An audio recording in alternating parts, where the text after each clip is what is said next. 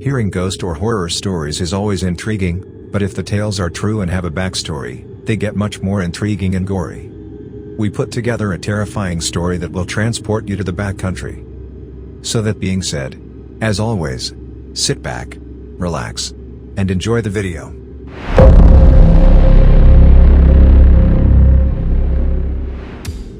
Growing up on his parents' expansive dude ranch, the Flathead Lake Lodge in rural Montana, Doug Averill was one of 8 sons. The Averill lads were wild in their teens. He recalls, "We rode around as a little gang of cowboys. The 3 enormous pieces of property the family managed formed a triangle around some of the most isolated rangelands in the state, and they would saddle up and ride out to check cattle on them." In the summer of the 1960s, the brothers witnessed a horrifying scene. 3 dead cows were lying there on the ground, neatly placed in a circle. Their reproductive organs were removed, yet there were no apparent wounds. However, no blood was ever spilled. Averill recalls that the removal was nearly surgical.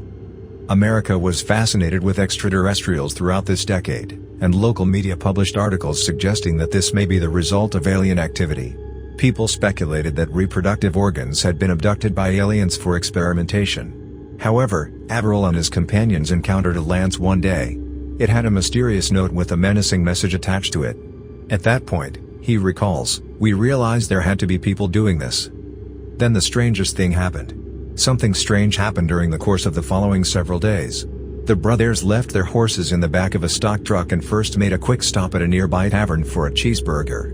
The Averills had been gone only a few minutes, and the horses were close together.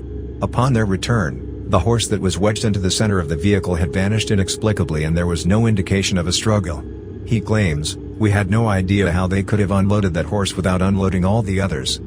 A rookie wrangler on the ranch suffered serious injuries after falling off his horse the next day.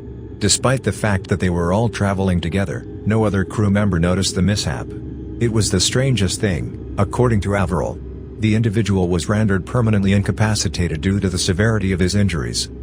And then, at last, the final horrible event occurred. An elderly camp cook took a day's ride out to see the brothers. However, even though it had been there when he had loaded up, his standard truck's tailgate had mysteriously vanished by the time he got there.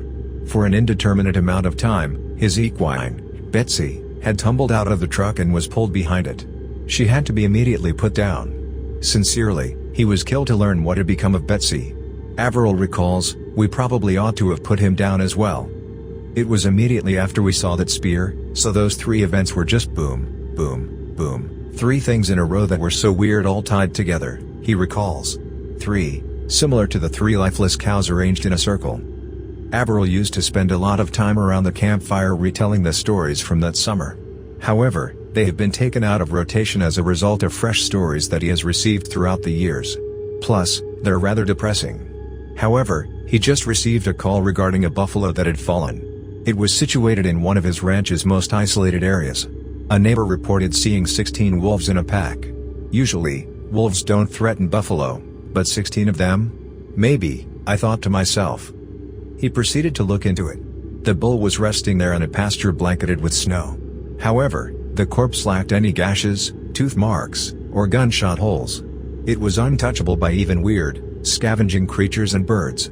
Even the buzzards, which is highly atypical, he remarks. Its lack of reproductive organs was another abnormality. Additionally, there was not a single footprint in the snow surrounding it or anywhere else on the mile-long trek from the closest road to the property. When you ask Averill if he believes he is working with people or aliens, he will tell you that he is rather certain it is human. He continues, "But I'd rather it was aliens." He would take aliens over humans any day after witnessing what humans could do that summer in the 1960s. Hope you liked the video. For more such videos please subscribe to the channel.